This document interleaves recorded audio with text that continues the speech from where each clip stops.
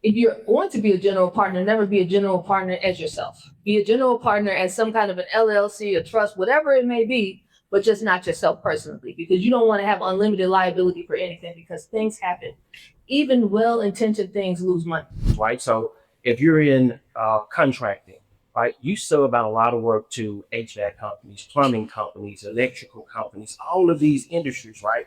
Instead of subbing those things out, you can acquire their business, right? And now you can take on their labor force and you can take on that whole infrastructure and instantly add their revenue to your bottom line. Number of different projects. I'm working on some 9-figure projects right now. Sheraton Hotels, a $200 million project where they're looking to redevelop it and make it a updated convention hotel. Hopefully we can spur some tourism in Memphis, so LeBron James can stop hating. Right. Facts. Court your banker. Ask them every week, what do you have an appetite for? What are you trying to do? And for us right now, it's affordable housing, mixed use developments, and really it's in the areas and neighborhoods where your big investors won't go. Our number one thing at Prime Global is we cut out the middleman. We're the developer. We own manufacturing companies. We own hardware stores, and we own the land. We're not taking no risk with your money. We've already proven the product. That's the one difference.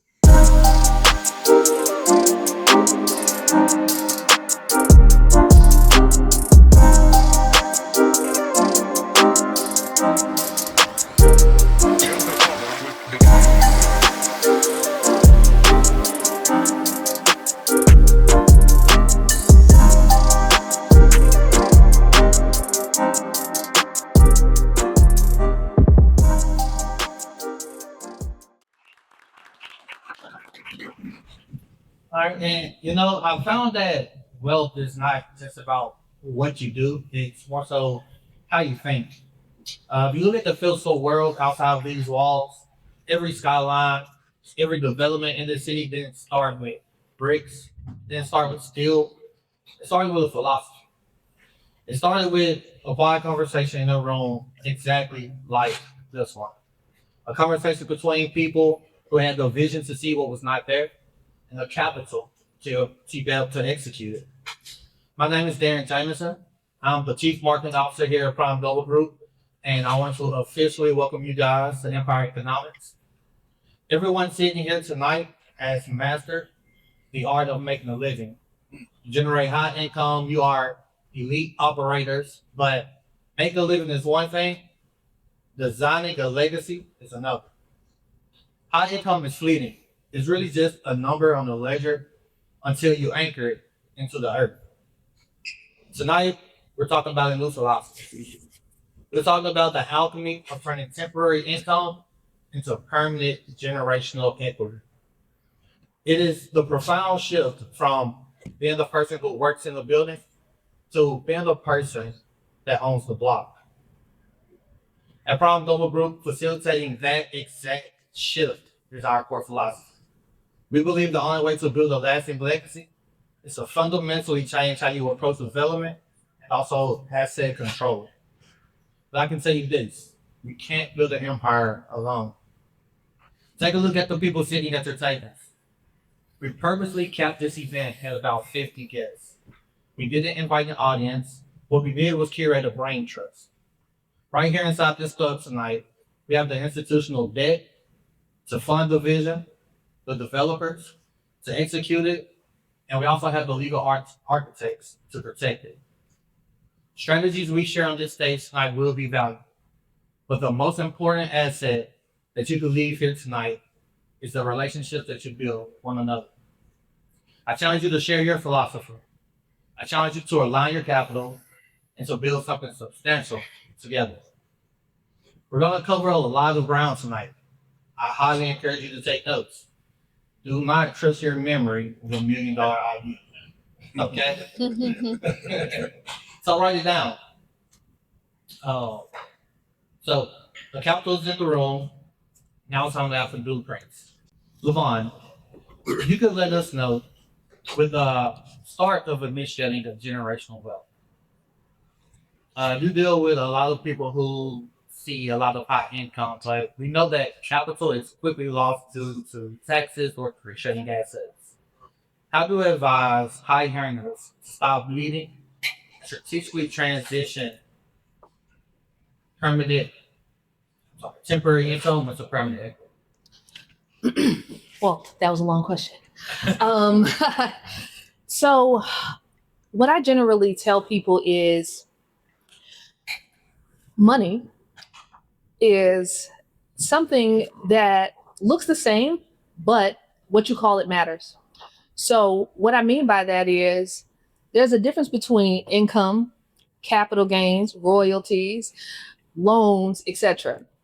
And so, when you start to begin to build out your plan for making sure that you can keep all of the money that you earn, which means lowering your tax bill and creating more cash flow, making sure that you are calling the money something that isn't taxable, which is you don't want it to be income. You probably want it to be loans, but you want to be putting it into places where you own things, hard assets that create cash flow, because you can never run out of money if you don't spend the principal.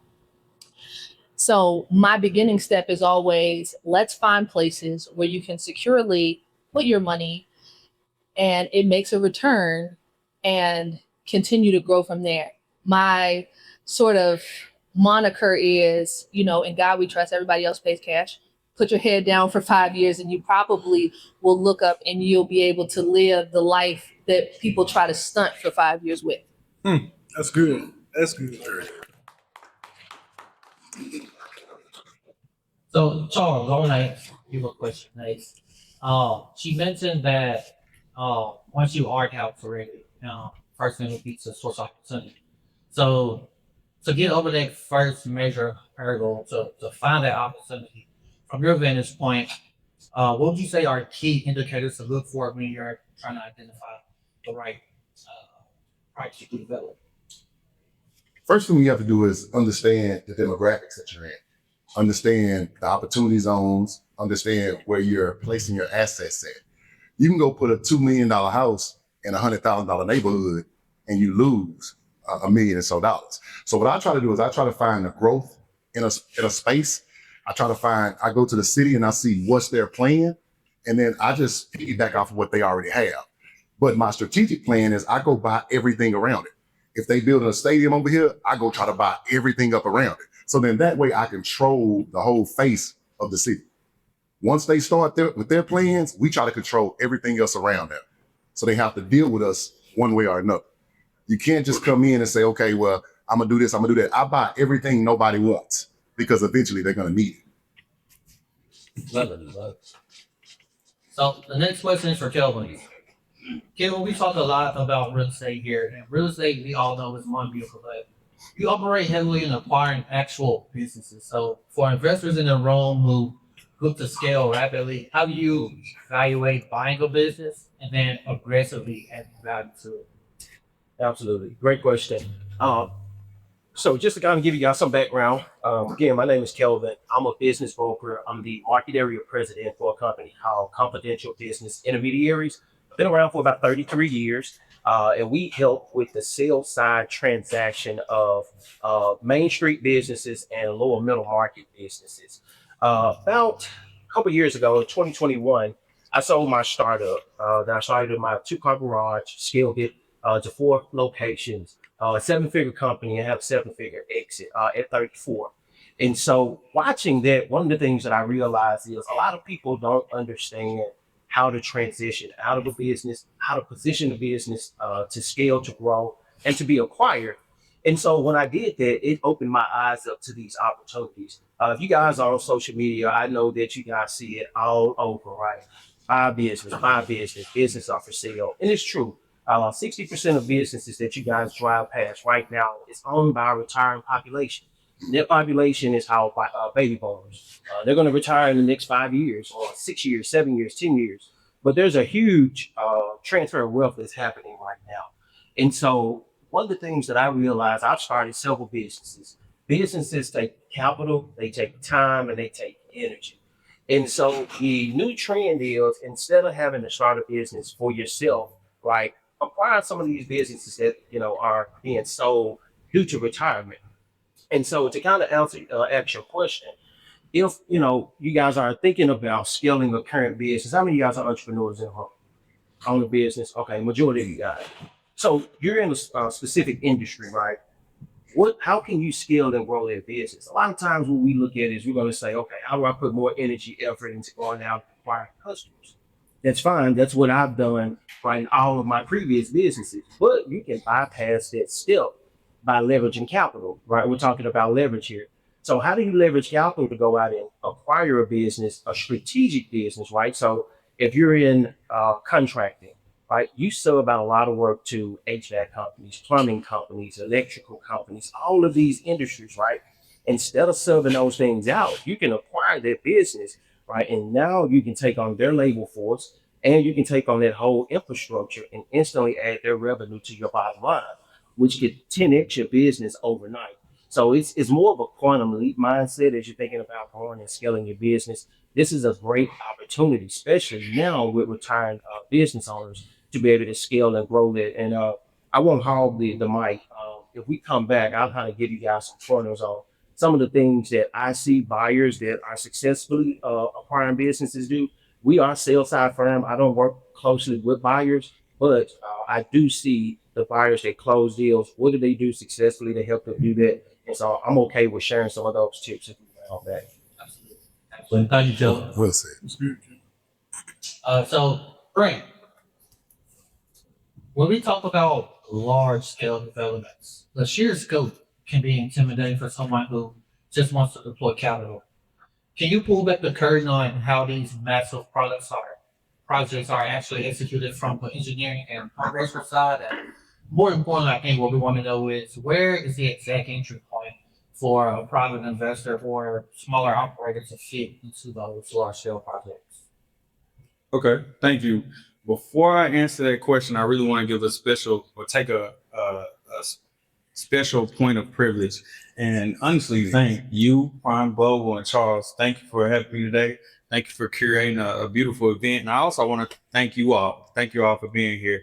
One thing I want y'all to do is look at your neighbor and repeat after me. Exposure leads to expansion. So by being in this room today, you are exposing yourself to like-minded individuals and individuals who are in a network, and you're building your network. So exposure leads to expansion.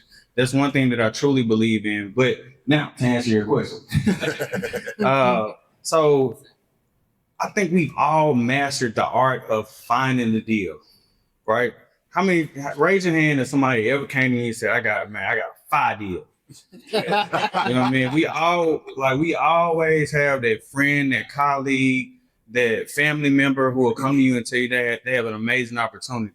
But there's a gap that lies in between the actual deal and the opportunity and the execution.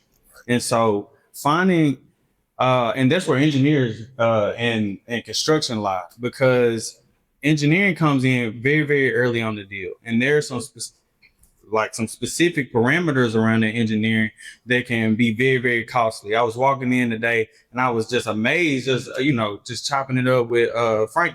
I was like, what you been working on? He was like, he had a project and he was telling me specifically about some of my talking points. So early in the project, if you look at a number of different engineering and design components, they have particular cost constraints. You think about the environmental assessments. That's the first thing that happens on a site. You have a site selection, environmental. Sometimes you have some structural constraints that occur, but all of those things can be pretty costly, right? So you think about utility coordination. We got somebody in the crowd from MLG and W. I was complaining. I'm like, man, MLG and W need to get their act together. And so, you know what I mean? So there are a number of different cost components that go into developing a project. And if you don't understand the engineering side of it early in that process, your pro forma might look amazing, right? But then you will have some particular schedule delays, which has an impact on your holding costs, right? And so you think about the timeline that it takes to complete permitting and code enforcement, right? So they're like on larger projects that can range from 18 to 36 months in their design and pre-development phase. You have authorities having jurisdiction that come into play, and you have to get approval for a number of different things. You have rezoning and entitlements, a number of different components go into it.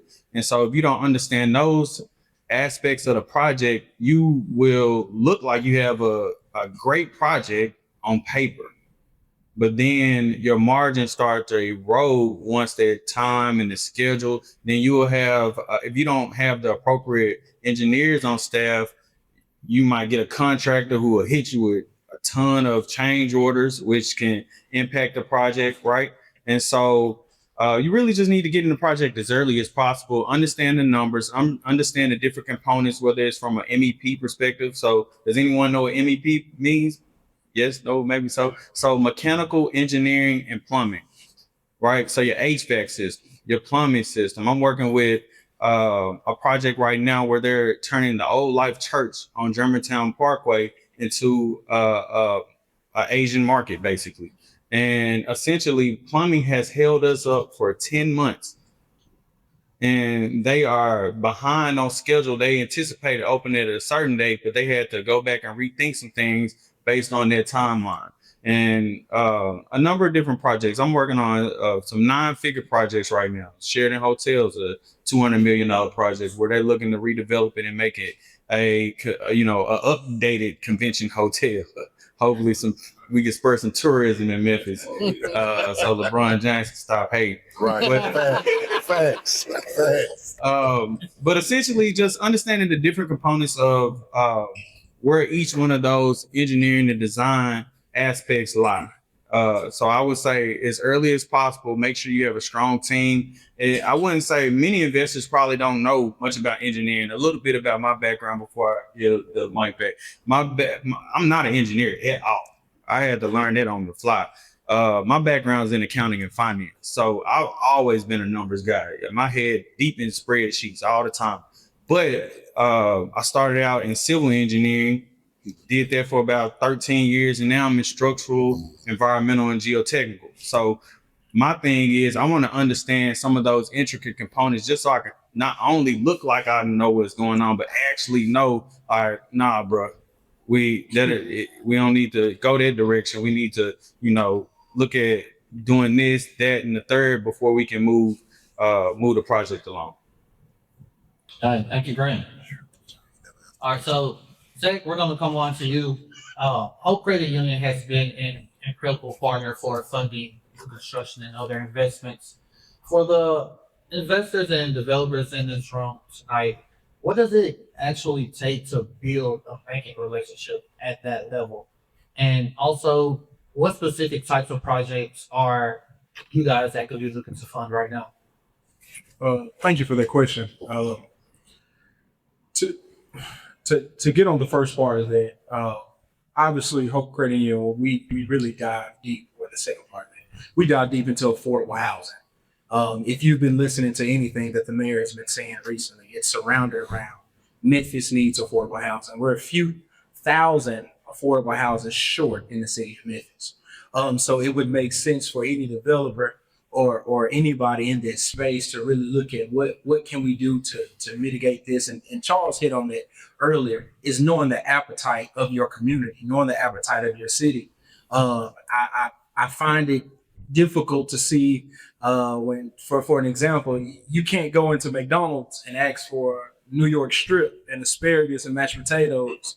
You have to understand that that's not their market. That's not what they do.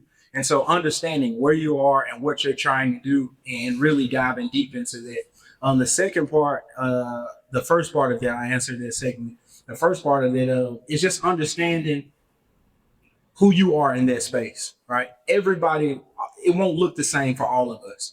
When you're building a relationship with an institution, how many of us are married or dating right now, right? Some of us are married or dating. That's what you have to do with your bank. You have to understand with your banker, what is your appetite, right? For Hope Credit Union, if you're looking to build houses in Collierville, that's not our appetite, right? We're probably going to decline that loan or send you somewhere else because that's not what we do, right? When you go to other institutions, I won't name them because I'm conscious of who the FedEx Forum partners are.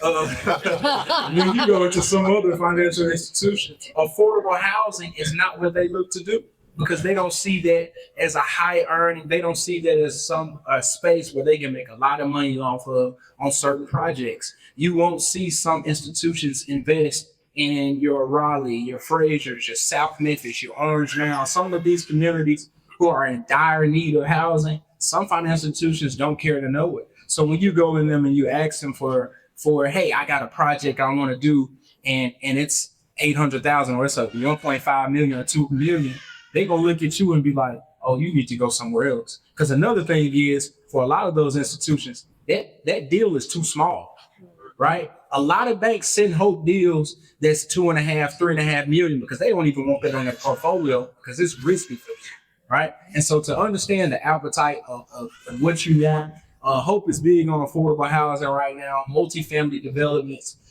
Even if you're into a mixed use development, right? It's if you can put shopping centers or put a healthcare facility. One in particular that I like to hit on is if anybody knows Miss Rashawn Austin, Northside Square, right? That development is going to turn that area all the way around. You're talking about a healthcare facility, a gym, affordable housing, and she's checking off so many boxes with that development, and that development can lead to a lot of other lending practices, right? So now you're not only talking about debt financing, but now you're getting into what is the new market tax credit, right? How can you leverage that? So she has a deal with new market tax credit, debt financing, but she's able to do so much with so small of an area. The city will give you buildings, right? If you come with them with real concrete, right? That now don't come with a dream, like they ain't Jesus to enter out water and wine. But if you come with some real concrete, saying, hey, this is what I want to do. I have the financing to wrap around it. This is the project. The city will give you I'm seeing it every day where they're giving buildings away. They trust Ms. Rashawn. They trust her to do what she says she's going to do. That was an old high school, right? They have all of us in here know the state of Memphis Shelby County schools right now. They're closing some schools down. So now my challenge to some of us is who's going to go out there and say, you know what, let me get one of those schools. How can I turn it into a housing project? I think in Cleveland, Ohio, before I turn this down, some gentlemen bought an old baseball stadium and they turned it into a housing development project. It's now affordable housing. It's an apartment complex, right? So how can you be strategic? How can you really turn the development around? And as Charles stated, once you know where the city is going, the city will always tell you where to go, right? People who got in early in Collierville and some of these other areas, well, think about the people who got in early were buying up the properties around where the Nike factory is in Raleigh. They made a killing off that, right? Amazon, when they knew that Amazon was coming, it was time to buy up land in that area, develop some houses, because where are the workers going to live? Where are they going to stay? They're going to want them to stay close by. So that's what I would say, not in a derogatory way, but court your banker. Ask them every week, what do you have an appetite for? What are you trying to do? And for us right now, it's affordable housing, mixed use developments, and really it's in the areas and neighborhoods where your big investors won't go, because that's the most opportunity, right? And if you understand that not only is there a financial gain to it, but there's a personal, it does something to your heart, to your spirit when you know you're able to help some people with housing. Because we do know housing, real estate is the quickest way to wealth. So if you can help a family buy a home or purchase a home with some developments that you're doing, you're really turning around generations. Children do better under home ownership, right? You see grades increase under home ownership. You see families close together in home ownership. So that's my take on that. I love that. I think that's a round of applause. All right, so moving on to you, Levon. You're the legal architect who ensures that prime loan remains secure and fully compliant with regulations. When investors start moving extra capital into development funds or large syndications, liability becomes a huge threat. So what is the fundamental legal structuring required to shield an investor's equity and ensure that the vehicle they're putting their money into is essentially bulletproof? That's a good question. That's a deep question. All right. He ain't gonna give me 72 layers of questions on a single time. Okay. So the most important thing to know when you become a investor with anybody is you're not investing in projects, you're investing in people. You're investing in execution. You're investing in their ability to weather storms, because if you are all business people, y'all are all real estate people, you know that nothing exists in a perfect ecosystem. Things happen, and you need to know what kind of dog you got when their back is up against the wall. So that's the first thing. So as an investor, make sure you're courting these people like a person you're going to be married to for the next 5 to 10 years, because that's what you're really signing. You're signing to be with them in an illiquid asset, hoping that they're going to bring back your money with money babies. You want the money babies because that's how you're going to live the rest of your life. As a person who may be raising capital, also take that with responsibility, because you are taking people's retirement, their future, their grandkids' money. Now, how to do that safely and compliantly is, it has layers to it. We have never lived in an easier time for people to raise money. It's a gift and a curse. That means that everybody is very loud. You know who's the best marketers? People who don't do shit well. Now, so you're competing with every shyster, every grifter, and everybody in the world for attention and dollars. Mhm. So you're going to have to overcome the fact that somebody has had some money stolen in something, and now they believe that the thing that you do is a scam. Mm-hmm. Okay. So what you're really building is, sometimes you got to give them a little bit of a taste test. And when I say a taste test, when I first started dealing with Prime Global, Charles Mabry, Candace Mabry, I said, what y'all got in Arkansas? Y'all got street lights? What? I live in Miami. I don't know anything about anything up here, okay? So I had to come and see it for myself. I had to touch it. I had to see how they did business, how they interacted with each other before I would even set up a structure for them. Because I can work with anybody, that means I won't work with everybody. That's good. Come on. So when you go into it, easiest time to raise money, which means you can go set up a Red D 506C raise in about 6 weeks, and you can then go out and raise $100 million if you just talk a little bit, you're a little fancy, and you have one form filled with the SEC. And if you have a bunch of investors, you also need some state regulations filed. But never been easier to raise capital. Now, how do you protect yourself? Number one, you are going to become limited partners, not general partners. You can become general partners if you want to, but I want you to understand what it means to be a general partner. A general partner has unlimited liability to what happens in your deals. So if you're going to be a general partner, never be a general partner as yourself. Be a general partner as some kind of an LLC, a trust, whatever it may be, but just not yourself personally, because you don't want to have unlimited liability for anything, because things happen. Even well-intentioned things lose money. And you don't want to put yourself and your family on the hook for business losses.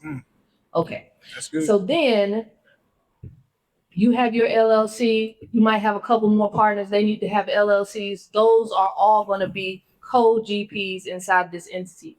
Now, if you're going to become a limited partner, you only have your capital at risk. Everything else they do, not your business. It don't even matter. Now, how to protect your capital is one of the things that the gentleman said over here is the realest thing I've ever heard. There's never been a pitch deck in history that lost money. There's never been a pro forma in history that lost money. However, people somehow are losing money because on paper, everything looks good.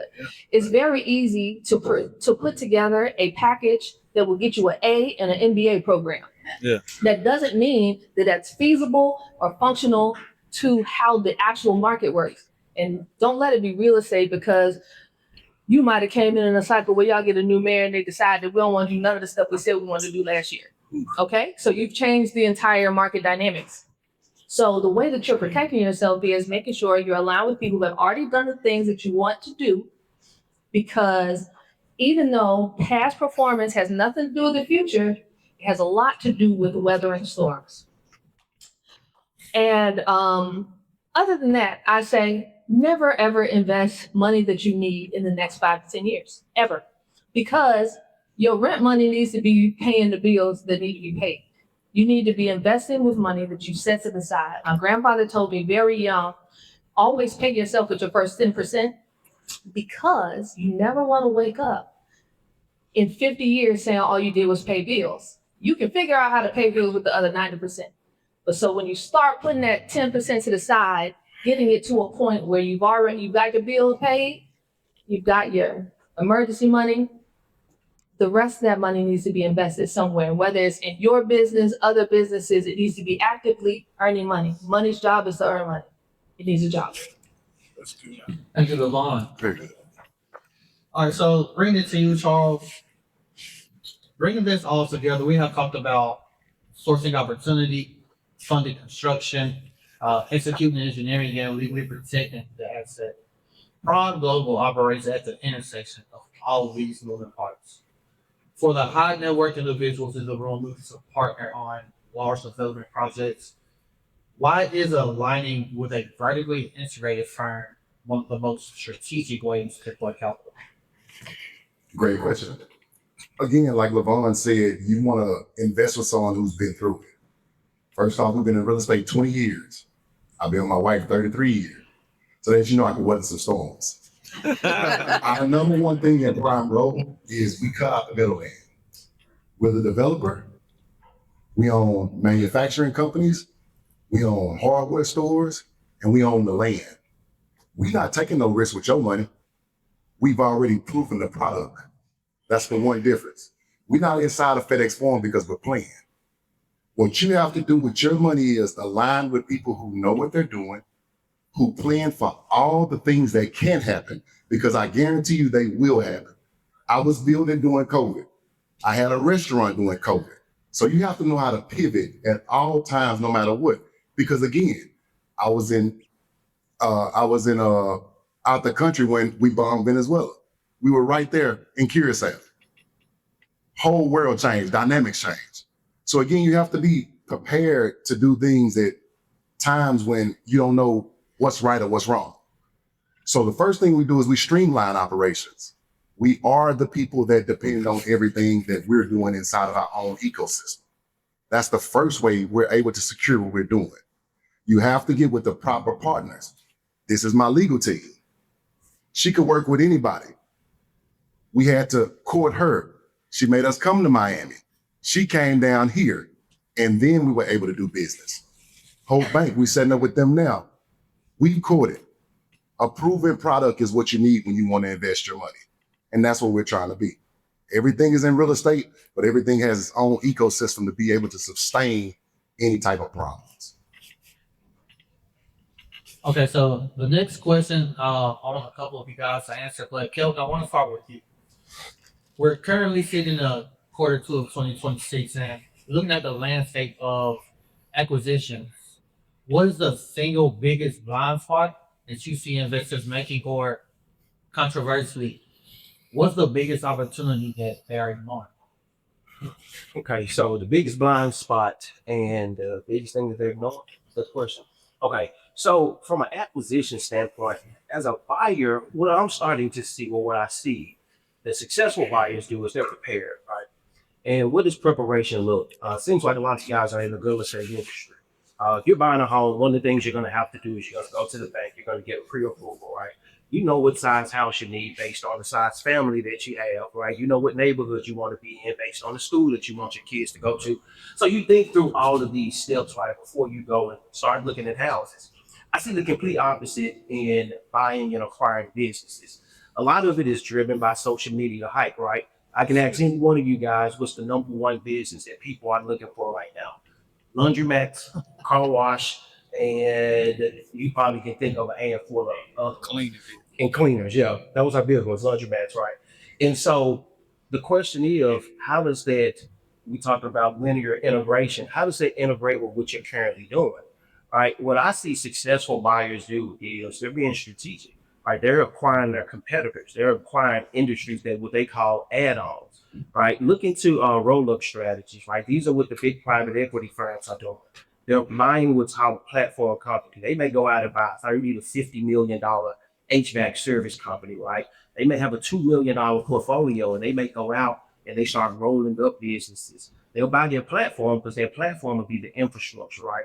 They'll utilize their platform system to then bring all these other businesses that they buy up to speed.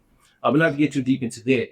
So once you think about from a house buying perspective, right? As a buyer, go get pre-qualified. Understand what your capacity is on a financial standpoint to buy business. There's several loan products out there. I don't know if Hope does any SBA funding, but there's a product called the SBA 7A. It's a great loan product. And it allows you to buy business with almost little to no capital down. The SBA 7A program says you bring 10% to the table, right? So if you think about $1 million company, you can acquire this business for 100,000.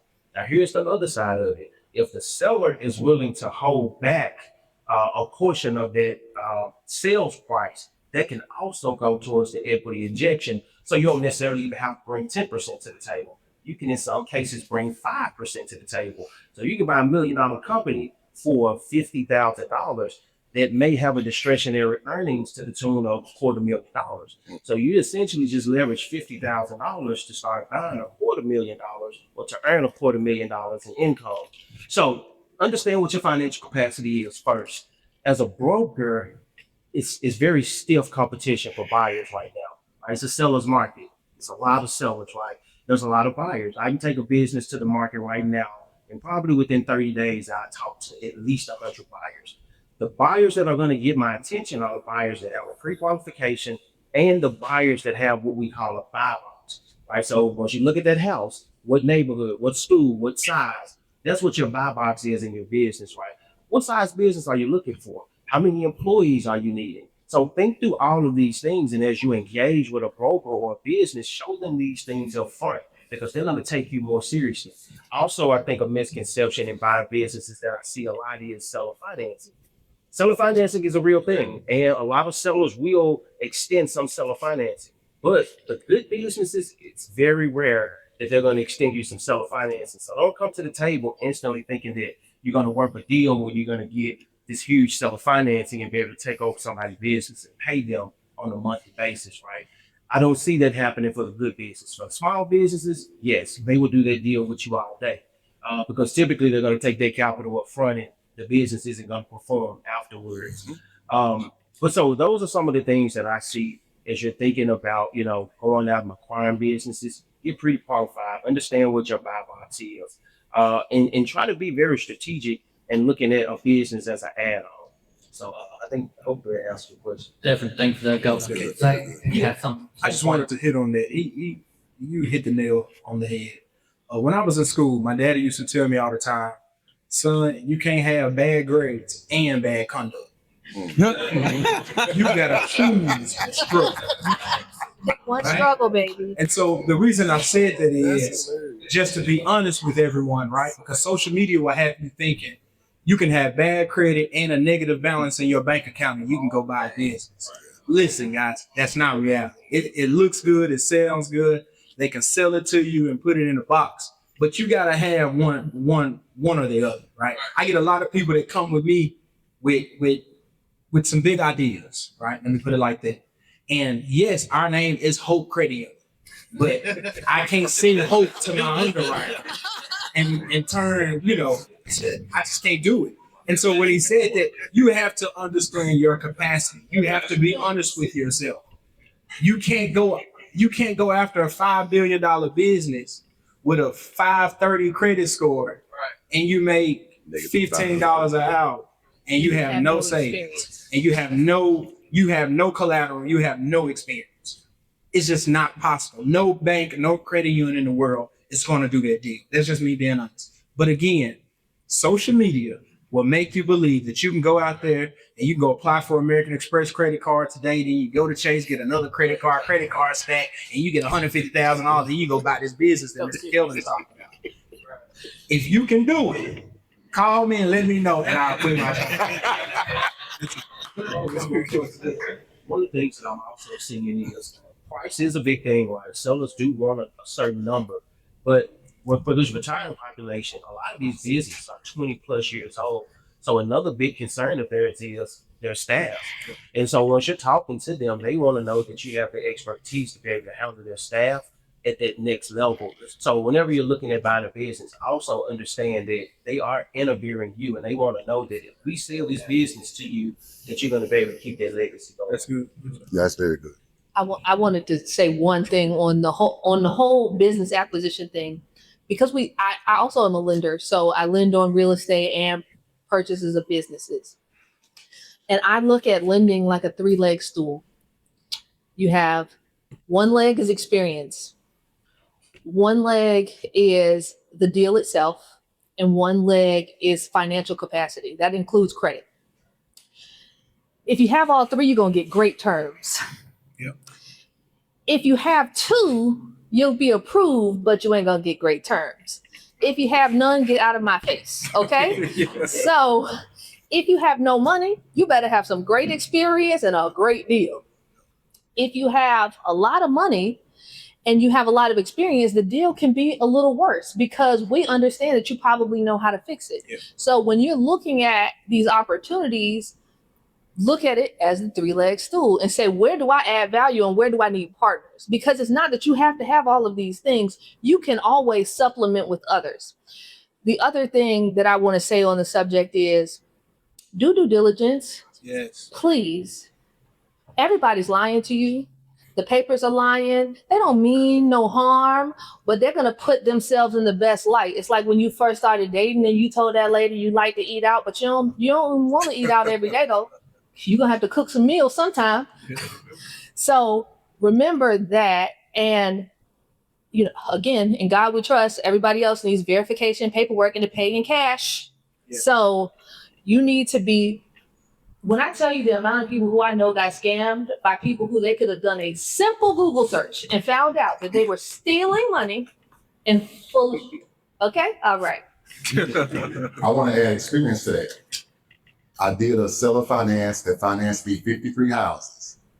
I overpaid to get him because of the area. I would control a lot of stuff in the area. Well, he went and just tried to take them all back.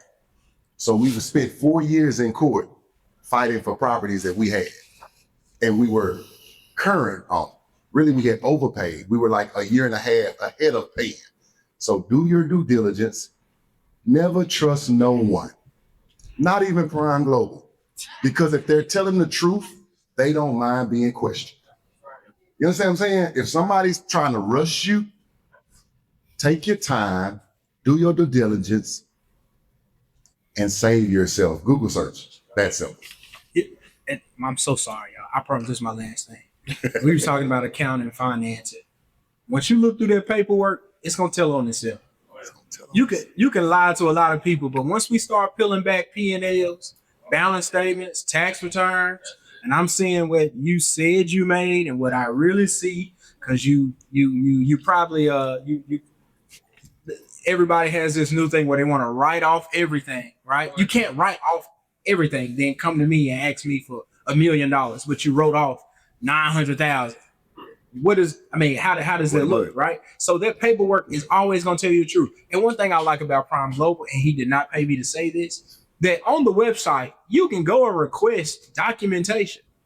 Like is that right, Charles? Yes, sir. Yeah, you can go on there and ask them for the paperwork to see what's really going on, what the numbers look like. Because at the end of the day, women lie, men lie.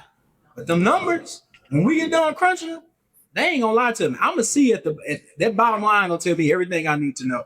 So do your due diligence, do your homework, because it's always gonna tell the truth. And stop letting these people who just fold their shoulders do y'all taxes. Can I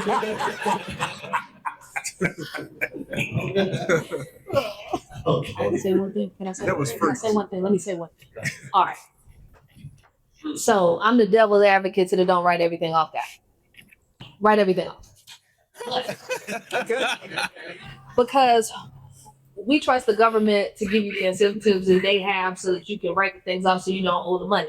Now, but what you can't do is two things. You can't be bad and have bad grades. What does that mean? You can't write everything off and expect to be in the lowest down payment program. Okay? That's fine. Put down more money. But what does that mean? You didn't pay it to Uncle Sam into a bit. You put it into the equity, into the thing. It's still your money. So I'd rather you write it off and keep it and put it into your deals than to not write it off, pay a miscellaneous check to the government so it can go off and bill someone else a Mar-a-Lago. Okay, great. Maryland. So before we move on, one thing about to write it off. So just generally speaking, I have two things with that. One, as a business owner, you need bail. Bail is an acronym. You need a good banker, a good accountant, you need insurance and legal. Right? So you got two of them up here.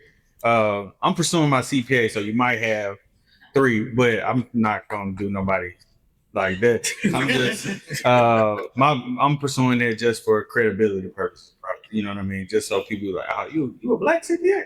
But at the end of the day, with writing everything off, what I would encourage you to do is not only have tax returns as your proof of your income. Yeah. That's where people mess up. You need to have financial statements Yeah. from a CPA. And there's a difference between your tax income, your adjusted gross income on your tax return, and your income statement income from your P&L. You can write off more things on your tax return and you can show a higher profit on your P&L. So you go to the bank. I ain't never went to a bank with my tax return. If you want to be honest, I always went with financial statements that are either CPA reviewed or audited or compilation.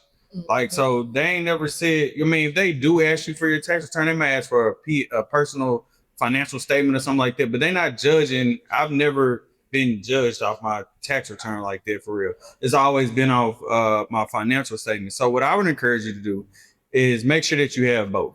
So you can show a different financial strength where you can write off as much as you want to write off, but also show that you have a higher net income at the end of the day, because it's a difference between your tax income and your P&L income. And again, like she said, you don't want a personal guarantee, nothing. That's why he does it like that. Every time you go to the bank, you go to the bank as a business. We go as a joint venture. We don't personal guarantee nothing. That's why all this works. Y'all have a tough panel up here, I'm telling you. For sure. Brent, I want you to continue the conversation that you spoke on earlier. You mentioned that you had a large scale project where you were 10 months behind due to a plumbing issue. So how often and how much money is wasted in equity waiting on things like that to take place? How much should someone be prepared for if they're on a large scale project? Well, it'll vary from project to project. If you have a good team, a good architectural and engineering design team, it could go smoothly. You want to go with someone who knows the IBC code and just general code regulations. So it can cost you hundreds of thousands, what I can say, from a number of different perspectives. It's not only from having to either redo work or those schedule delays, but if you think about it, if you go to the bank and get a loan, what does every loan have? Interest. So the interest starts compiling along the way. If you have a construction loan, so as soon as you draw that money, that interest starts. So you want to make sure, and then if you are depending on how you, all right, for example, I opened up I opened up a club a while ago too, and so it's the zoo now apparently, but essentially. We opened up that club and we had a 12-month, well, really it was a 6-month schedule initially, right?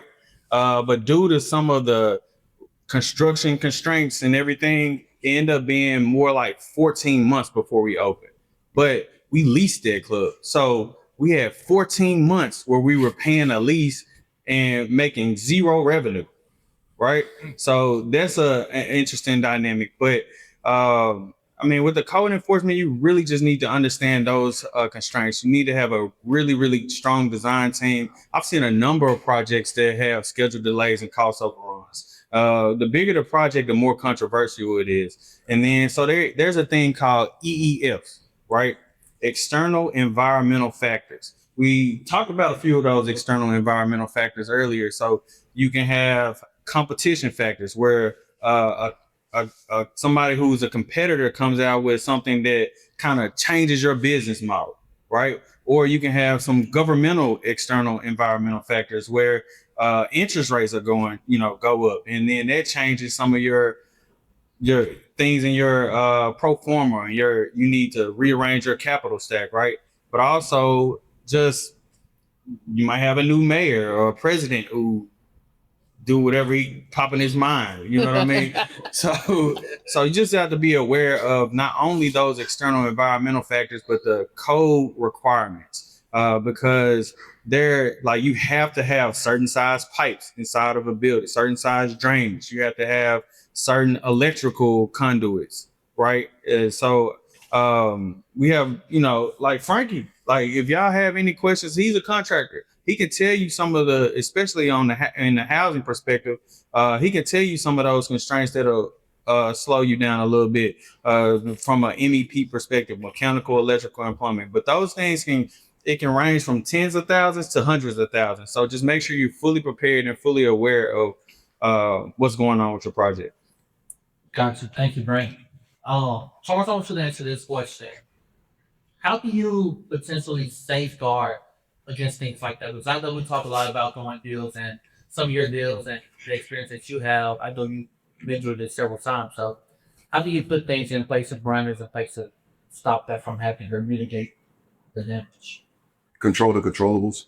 You know what I'm saying? The best way for us is that we have an ecosystem that we can control. We control the supply chain. We are the contractors. We already have the land.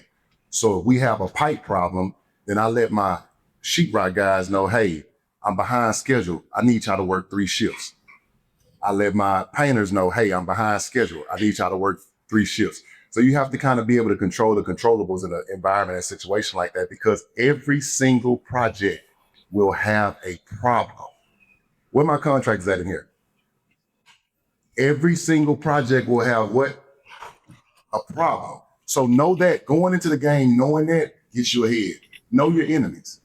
And that's how we kind of control it. We streamline it. We are the manufacturer. We are the hardware store. We are the contractor. We have been using the same people for 10 years. So if I say, hey, I got a deadline of the 24th, they may work 24 hours. You have to be able to control the controllables because something will happen. And if you don't mind if I piggyback on that, everything is negotiable, right? So when you're coming to like a credit union or a bank or any non-traditional or traditional lender, learn to negotiate, especially if you have the leverage, right? If you checked off those boxes, you have to understand, banks and credit unions specifically, we work for you, right? We don't have shareholders. We're owned by our members. So we're going to do what's at the best interest of our members. So when you go into these lending practices or you go to a lender and you're talking to them, reason out, try and think about if you were to have some setbacks, what would you need? Whether they're saying, hey, I need my first 6 payments, no interest, or can you push this payment back to the 6 month? I can guarantee this, I can guarantee that. But again, you have to have some leverage there, right? You can't come asking me for all this stuff. And again, you got bad credit, right? So, but if you have those things that you can leverage, you can negotiate as much as possible, because one thing that I see from Charles, he negotiate everything. We can be out to eat at a steakhouse and he gonna negotiate, man. I know, but I just seen online the steak's $38. Like, hey, you just gonna negotiate everything. But literally, that's our benefit, because let's just be honest. Some people who don't look like most of us, they negotiate everything. Everything. There's leverage. No like everything's negotiable. Everything. So that could help, mitigate some of those. I negotiate because a lot of the times in my deals, I put my money in first. So I got skin in the game. So I have to negotiate, because if I'm on a $7 million project, $2 million of it is my money before I even touch y'all's money. So that's why I negotiate. Yes, sir. And to piggyback on that really quickly on negotiating, that story about that club just pissed me off for real.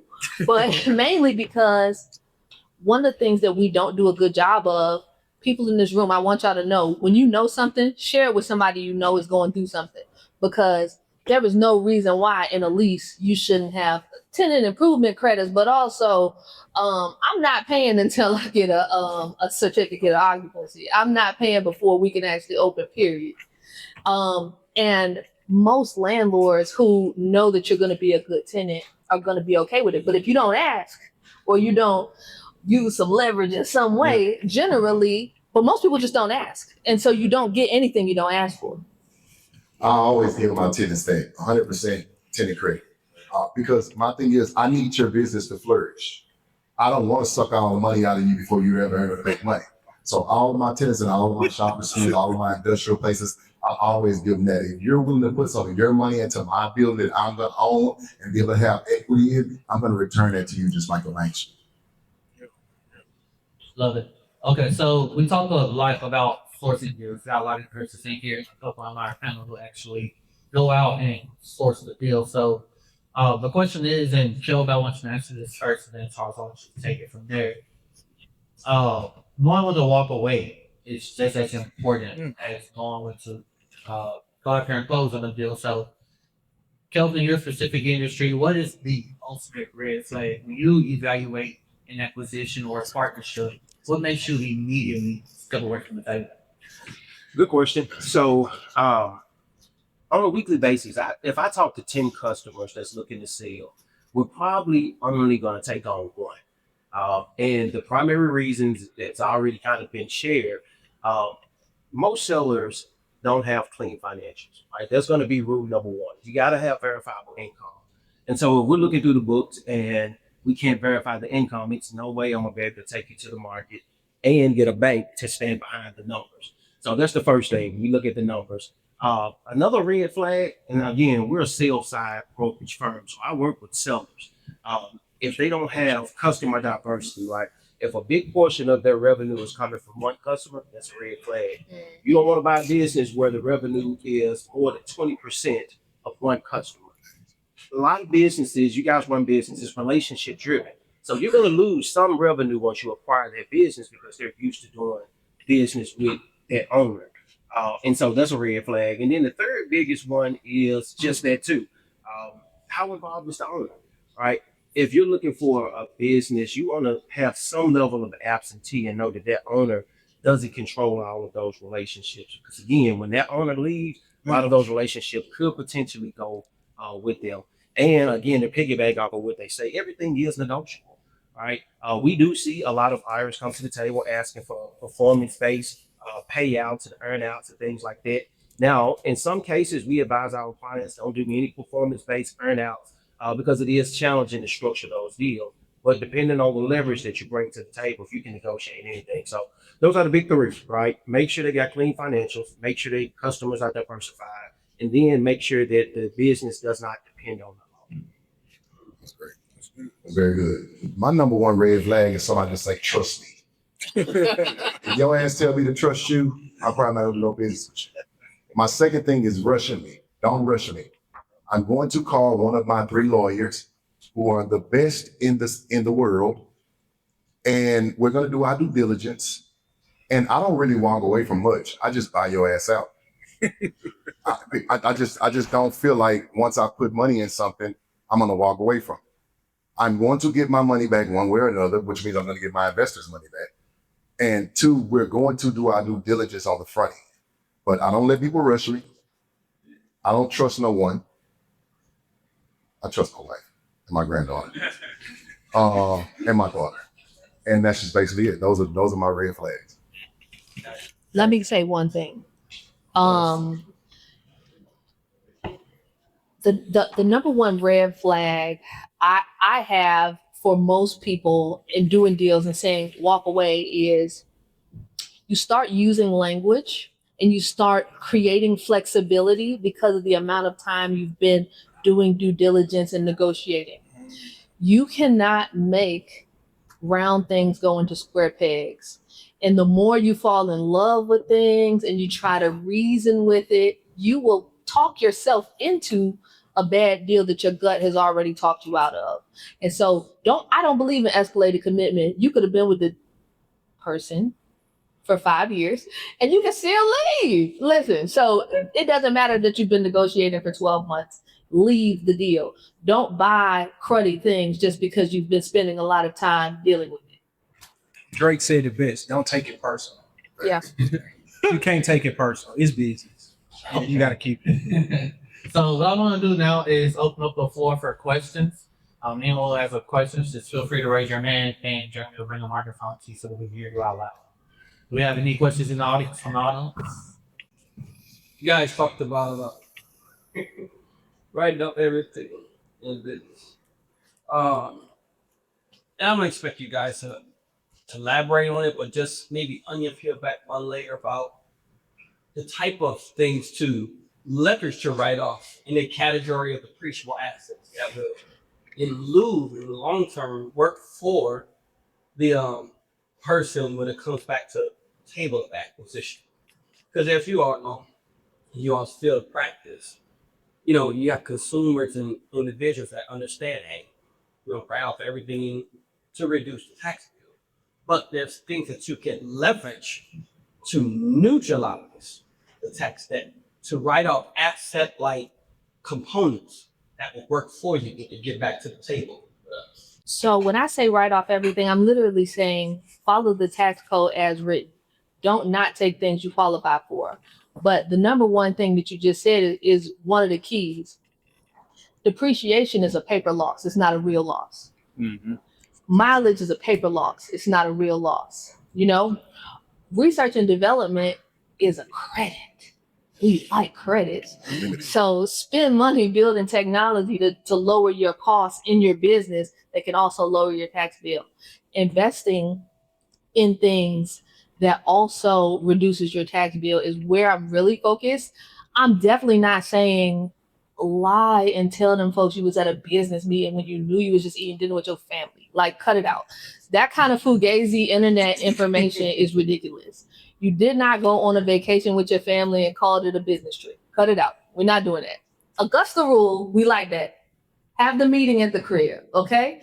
Use the 14 days, take the income, all of that. We like things that are legitimate and that have documentation. Again, in God we trust, everybody else's documentation, because the IRS do not care what you say. Everything in writing is true. Everything you say is not true.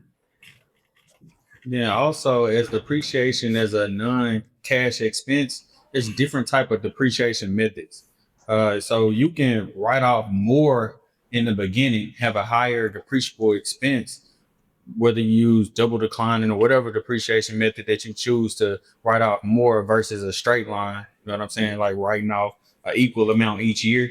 You can write off more in the beginning, so that'll give you less taxable income during that time period, so you will owe less taxes. You know what I mean? Oh, but let me say something to that, because everybody says, write it off, write it off, write it off, not realizing that you're intending to sell it in 2 years and that the depreciation gets recaptured. Most people have no idea that that is a thing. But you're trying to save money today for the future cash flow so that it balances out. Most things is just about math. I know that people be acting like math is kicking their ass. It's just addition and subtraction though. It's cool. Another thing you can do too that I think that we don't use enough. When I got ready to open up my hardware store, everybody said don't do it. But I was like, why not if I'm spending $4 or $5 million a year with loans? So what I did was I put a line of credit on some of my existing property, borrowed the money from myself, paid myself interest, and opened up my hardware store. So it looks like, okay, that's a loan. Right. So again, I paid nothing on all of that money. All of the money I made, I paid back my loan that I acquired from myself. So I used my money to make me more money. So now we build something, we get 30% interest on it. And now I also get another 30% inside because I own the hardware store. Then I get another 10% because I'm the contractor. And 9 times out of 10, if you invest with me, you're going to be buying my land. So we getting 80% on the deal. And she's going to be mad at me for telling y'all that, but I'm transparent because I'm only going to give you what I say I'm going to give you. And that's what I meant by don't write everything up. Like, you got to talk to the right people to understand how to leverage it. H&R Block ain't going to tell you that, right? You know what I'm saying? You know what I'm saying? Like, you have to get a CPA. You have to get people to understands that language. Because if they don't understand it, the IRS will come knocking. I promise you, like, they will call the bank and they will start asking you for documentation for you to start proving these things. And now more than ever, I am seeing it every day. At the credit union, we get subpoenaed every day over some documentation that's needed to prove on certain things that people saying that they wrote off and lived it and I did this with it because they heard or they seen how to do it or seen it on Instagram. So that's what I meant by don't be writing all that stuff off until you talk to somebody who can really tell you how to properly do it. Because proper preparation prevents poor performance. Okay. And your Coach. CPA is your most important person because once they sign off on that, they're responsible. I've been audited over the last 10 years, and every time my CPA be like, "Don't even worry about it. I got it." I never have to talk to nobody. He takes care of it from jump, but I pay him well. So let's stop. Let's stop being cheap and realize they say if somebody comes to tell you, "Give me $200, I can make it 200,000," it's bull. Understand the structure of what you're trying to do. Get the proper people around you to understand we're not up here because we're playing. We're up here because we really know what we're talking about. If y'all can encourage a lot of individual sole proprietors, some executive officers, and shareholders here, and me as a parent company, just in the sector of holdings and subsidiary management, I encourage and advise long term for a lot of business owners to build the structure of the business with depreciable assets. Because those are the things, that's the framework of business. Because when it comes to you all bankers, lenders, engineers, and real estate folks, you all are looking at those assets as futures. Mm-hmm. If we ever need to liquidate this thing, this is the asset of the company, this is the engine. Mm-hmm. So you built this thing intentionally with equipment that will make money, equipment and assets that will live long after you can, you exit. So I encourage a lot of business owners, hey, don't just build to make money. Build with structural things that will make money economically. So I like to say this here, like my daughter's in the back, she wants to be a lawyer. She don't want to be in real estate. So I set our trust up a proper way to where she can't, for one, not saying she will, she can't destroy our wealth. So it's only certain parameters she can do because again, I'm hustling for my bloodline. So I can't let one generation mess that up. And a lot of us as Black people, we hear generational wealth so much, but nobody really knows what they look like if you're not in our financial realm. Because look at the Vanderbilts, $400 million gone in 3 generations. But look at the Rockefellers. They're 10x every year. It's because of proper structure. She want to borrow $1 million from the trust, put a $2 million life insurance policy on yourself that goes back to the trust. So now, regardless of what happens when she dies, my trust gains $2 million instead of the one we lent her. It's about the structure of what you set up. You have to set up everything properly because guess what? COVID will happen. A rainy day will happen. So that's why I put my skin in the game because I want the interest back like you get. If I promise you 8 to 10% and I give you back 15, you ain't gonna be mad about it, right? If I promise you 15 and give you 8 back, you got a problem. Yes, sir. What says so? You know what I mean? Yes, sir. Okay, so the goal tonight is not just for you to listen to us or the panelists, but we want you guys to connect with each other. So, Charles, I want to ask you this question, and I want to pass it over to Grant. What's the conversation that you hope everyone will have and tonight once this panel concludes? Great question. The first conversation I want y'all to have with each other is our ability. Our ability. Travis is in here, a few people in here, but our ability. Because we the number one creators. We the number one swag. We control all narratives, but we own nothing. You know why we own nothing?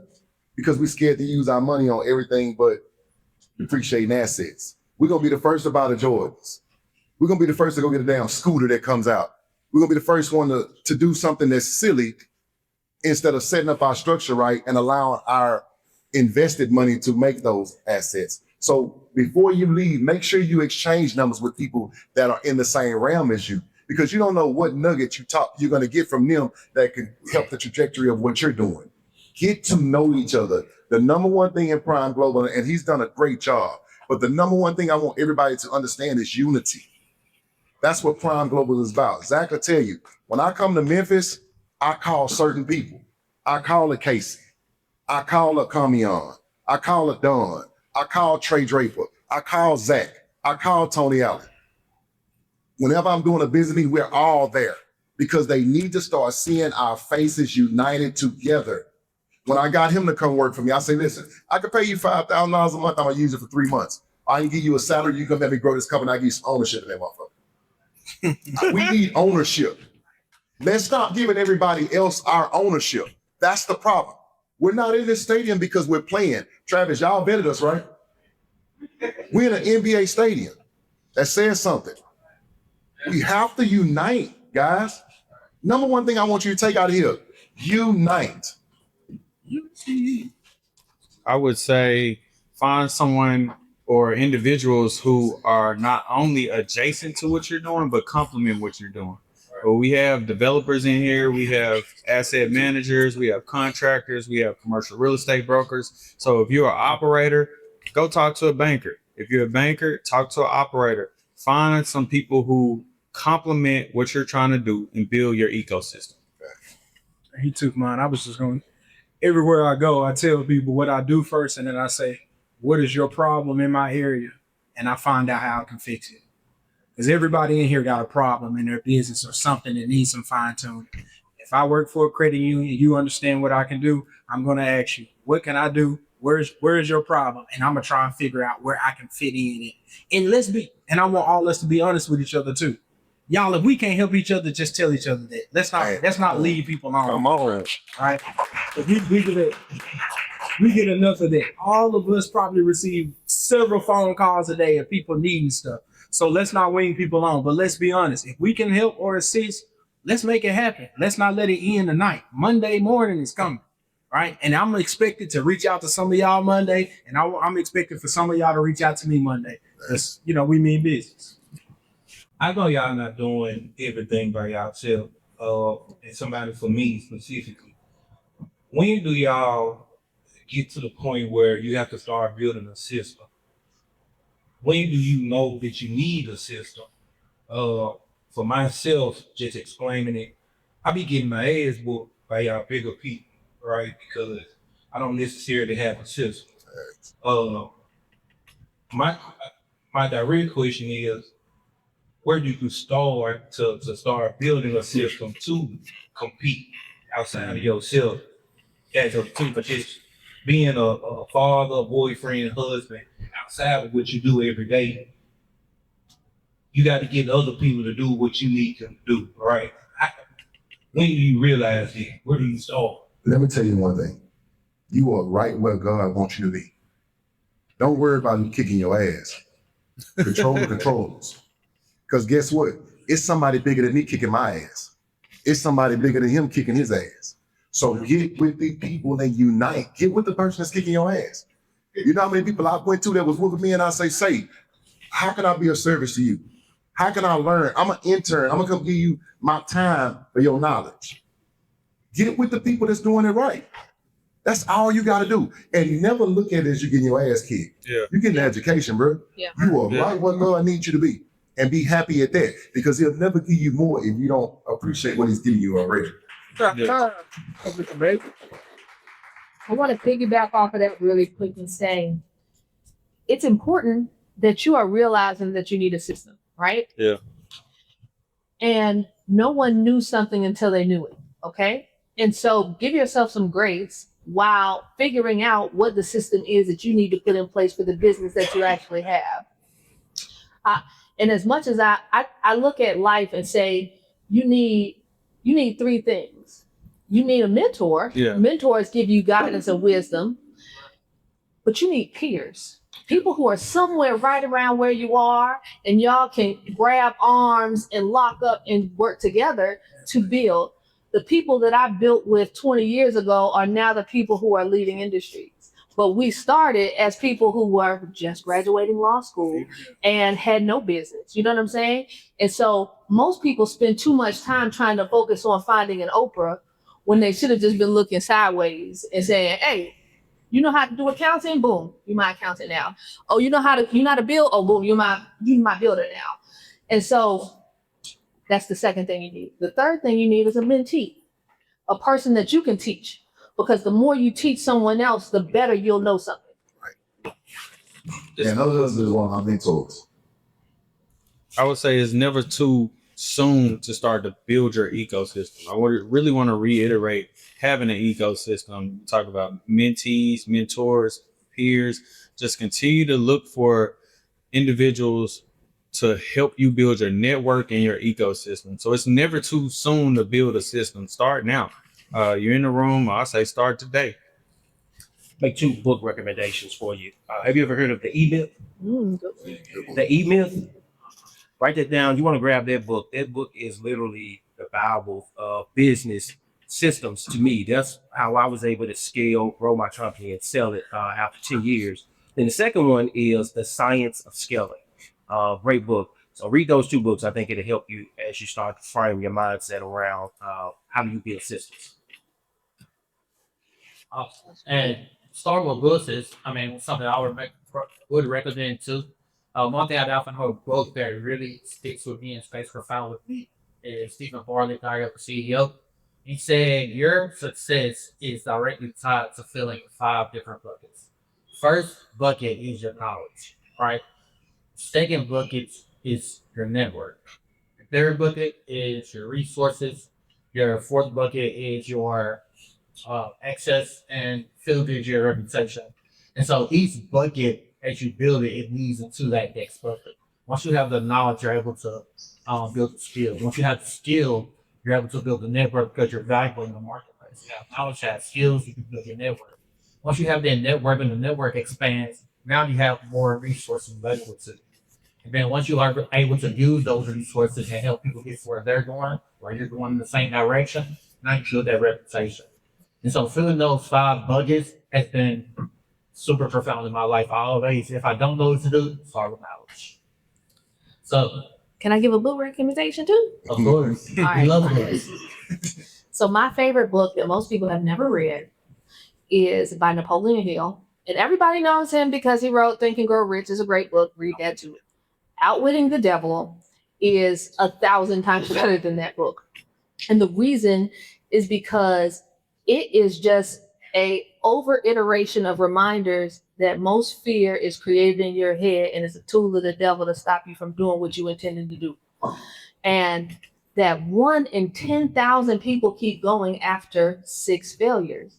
So what does that mean? And you're going to fail either way, but fail forward, keep going, and never be afraid to look stupid for people who ain't doing nothing, okay? All right, so we'll conclude this panel with this question, Charles. Of course, thank you for sponsoring the panel. I want to give you the opportunity to take the floor and tell investors if they do want to invest in Prime Global, why would your fund be the best you prefer? Great question. First off, before I saw that, I want to thank you. Because first off, the panel was his idea. I'm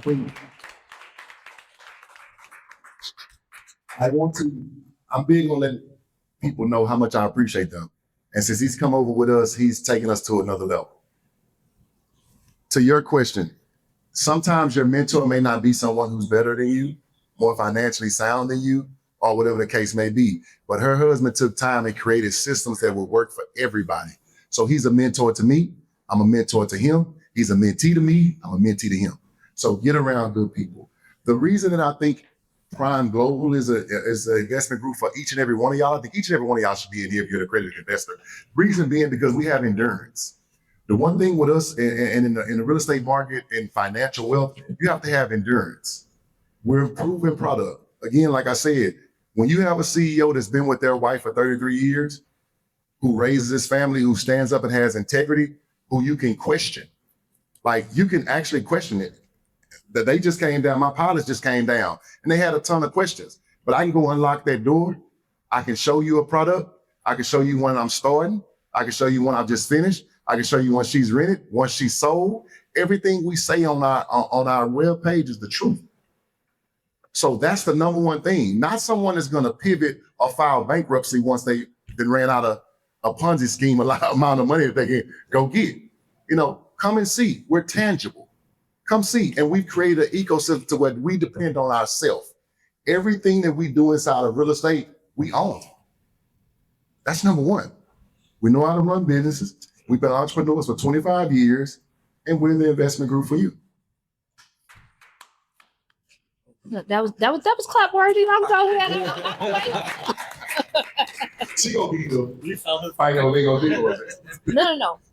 All I was gonna say is, I feel like when people are talking about investments and investment opportunities, everybody is thinking, I have to choose this person over something else. But what I will say about investments, investing is an and sport, not an or sport. You should be doing stocks, bonds, real estate, little piece of crypto if you into that. It's an and sport. And so you can know other investors who are also investing in real estate, and you can invest diversified across different portfolios. So I don't want you to feel so pressured and convicted like you really is getting married, as opposed to dating for a short period of time and seeing how it goes. Start with a small amount and you can grow your investment with different groups over time. So that's all I had to say. Ladies, Don't be telling me about no stocks. Real estate, I don't know. ladies and gentlemen, that does conclude our panel. Can we round of applause for